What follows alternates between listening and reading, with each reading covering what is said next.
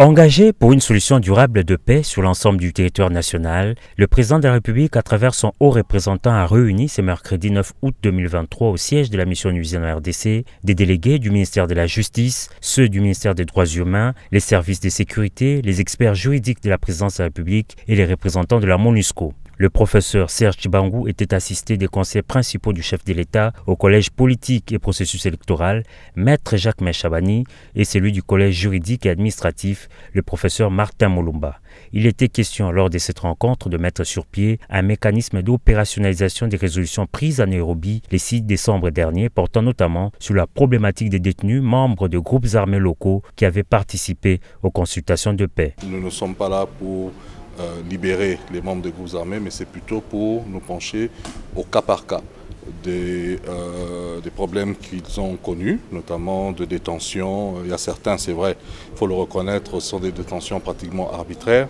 Il y a d'autres qui ont été détenus juste parce qu'ils avaient une certaine physionomie. Donc tout ça, ce sont des cas sur lesquels nous voulons nous appuyer. Vous avez également aussi des membres des groupes armés justement qui ont commis des atrocités, qui ont commis des crimes, et ceux-là doivent effectivement répondre devant la justice. L'acceptation par les groupes armés lors de consultations de paix de Nairobi 3 du programme de désarmement, démobilisation, relèvement communautaire et réinsertion DDRCS a été une fois de plus appréciée, mais aussi l'acceptation par ces éléments de la main tendue du chef de l'État. Pour le moment, quand même, nous pouvons dire que la main tendue par son Excellence le président Félix Tshisekedi Tshilombo à ces groupes armés locaux, quelque part, a quand même réussi, dans ce sens que je peux vous dire que 95 ou 97% de ces groupes armés ont maintenu le cessez-le-feu depuis plus d'une année. Mais aussi, nous n'avons pas reçu de plainte de la part des humanitaires qui seraient bloqués, par exemple, par ces groupes armés.